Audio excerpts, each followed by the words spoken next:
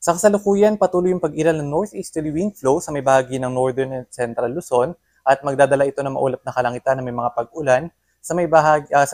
hilaga at silangang bahagi ng northern at central Luzon. Gayun din dahil sa salubungan ng northeasterly wind flow at na mainit na hangin mula sa karagatang Pasipiko, merong nabubuong shear line na nakatutok naman sa may silangang bahagi ng southern Luzon at aasahan yung madalas na mga pag-ulan sa buong maghapon. At sa nalalabing bahagi ng ating bansa, partikular sa may Southern Luzon, Visayas at Mindanao, magkakaroon lamang ng mga isolated rain showers and thunderstorms. At para naman sa magiging lagay ng panahon ngayong araw, dito sa Kalakhang Luzon, inaasahan nga natin yung maulap na kalangitan na may mga pag-ulan sa may Batanes, Cagayan, Isabela, gayon din sa may Apayao at sa may Kalinga dahil po yan sa epekto ng northeasterly wind flow.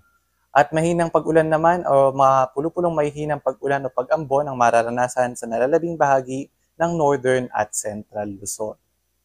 Dito naman sa may Southern Luzon kung saan nakatutok yung shear line, naasahan yung maulap na kalangitan na may mga kalat-kalat na mga pag-ulan, pagkidlat at pagkulog, partikular sa mga probinsya ng Quezon, Rizal, sa may Laguna at gayon din sa Camarines Norte. Bagamat possible din po na madama yung mga karating ng mga probinsya, partikular yung probinsya ng Bulacan, gayon din sa may Metro Manila, Cavite, Batangas at sa nalalabing bahagi ng Bicol Region, maaaring maging madalas yung mga thunderstorm sa buong maghapon. At sa nalalabing bahagi pa ng ating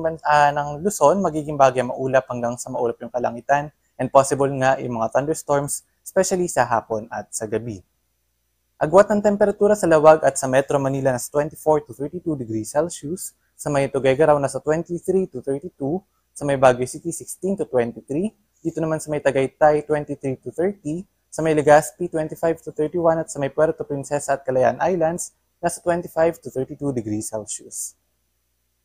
At para naman sa magiging lagay ng panahon sa Kalakhang, Visayas at Mindanao, mga isolated na pag-ulan, pagkidlat at pagkulog sa buong maghapon ang aasahan dahil sa ngayon ay wala namang weather system na aasahan sa bahagi ng Visayas at ng Mindanao, kaya naman mga pulupulong mga pag-ulan lamang, especially sa hapon at sa gabi.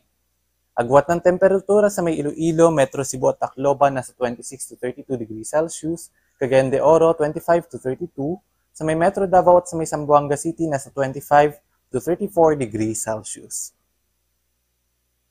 At sa ngayon wala tayong nakataas na gale warnings na mambaybayin ng ating bansa, malaya makapalaot yung ating mga kababayang mga isda at may maliliit na sasakyang pandagat.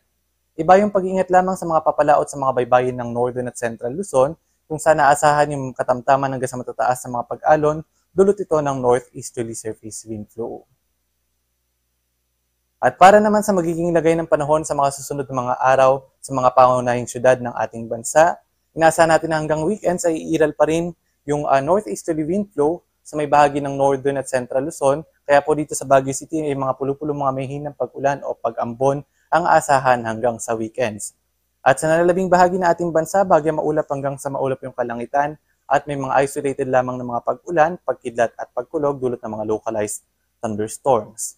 Agwat ng temperatura sa Metro Manila sa 24 to 32 degrees Celsius, sa may Baguio City 16 to 23, sa may Legazpi 25 to 31, Metro Cebu 25 to 32, at dito naman sa may Metro Davao, ang agwat ng temperatura ay nasa 24 to 34 degrees Celsius. At ang haring araw ay sisikat ngayong 5:48 ng umaga at lulubog naman mamayang 5:34 ng gabi.